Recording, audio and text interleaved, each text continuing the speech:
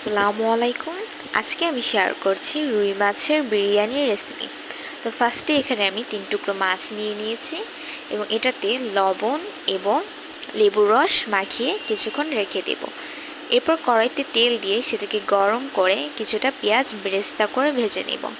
এখানে আমি কয়েক টুকরো আলু একটু ফুড কালার দিয়ে ভেজে নিচ্ছি। একটু আধা সিদ্ধ টাইপ করে ভেজে নিতে হবে আলুগুলোকে। এরপর আমি এখানে একটা মশলার পেস্ট বানিয়ে নিব। এখানে দিয়ে দিয়েছি পেঁয়াজ, কাঁচামরিচ, রসুনের কোয়া আর কিছু বাদাম। মশলার পেস্টটা হয়ে গেলে আমি কড়াইতে তেল দিয়ে সেখানে দিয়ে দিব এই মশলার পেস্ট এবং কিছুটা লবণ, দিয়ে দেবো কিছুটা জিরার গুঁড়ো। মশলাটা একটু কষিয়ে নিয়ে দিয়ে দিব মাছের টুকরোগুলো। মাছগুলোকে মশলার সাথে একটু কষিয়ে নিতে হবে, যেহেতু মাছগুলো আমি ভেজে রান্না করছি না, সেই জন্য একটু কষিয়ে নেওয়া খুবই দরকার, নাহলে একটা উগ্র গন্ধ থেকে যাবে। এরপর দিয়ে দিব হচ্ছে 1 কাপের মতন দুধ। এই দুধটা দিয়েই মাছটাকে আমি সিদ্ধ করে নিব। মাছটা সিদ্ধ হয়ে যাওয়ার পর তুলে নিব এবং মশলাটাকে ভালোভাবে পানি শুকিয়ে নেব। এরপর দিয়ে দিলাম আলুগুলো আর পোলাওয়ের চাল। পোলাওয়ের চালটা আমি কীভাবে প্রসেসিং করেছিলাম সেটা একটু দেখিয়ে দিচ্ছি।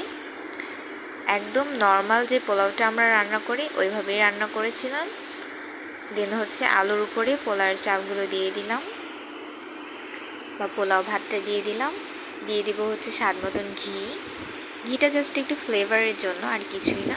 দিয়ে দিব 2টো কাঁচামরিচ, আর এখানে দিব হচ্ছে বেরেস্তা, বাদাম এবং ফুড কালার।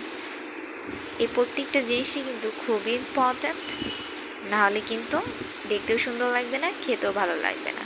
আর আমি একটু ফ্লেভারের জন্য দিয়েছিলাম গোলাপ পানি বা গোলাপ জল। এভাবে করে প্রায় আধা ঘন্টার মতন ঢেকে রেখে দিতে হবে। আধা ঘন্টা পর আমি এটাকে নেড়ে চেড়ে মিক্সড করে নিব। আমি কিন্তু এখানে মাছটা দিই নাই, কারণ মাছটা নরম ছিল, ভেঙে যাওয়ার চান্স ছিল। তো আলহামদুলিল্লাহ রেডি হয়ে গেল আমার রুই মাছের বিরিয়ানি। ভিডিওটি ভালো লাগলে অবশ্যই লাইক করবেন এবং নতুন নতুন ভিডিওর জন্য চ্যানেলটিকে সাবস্ক্রাইব করবেন।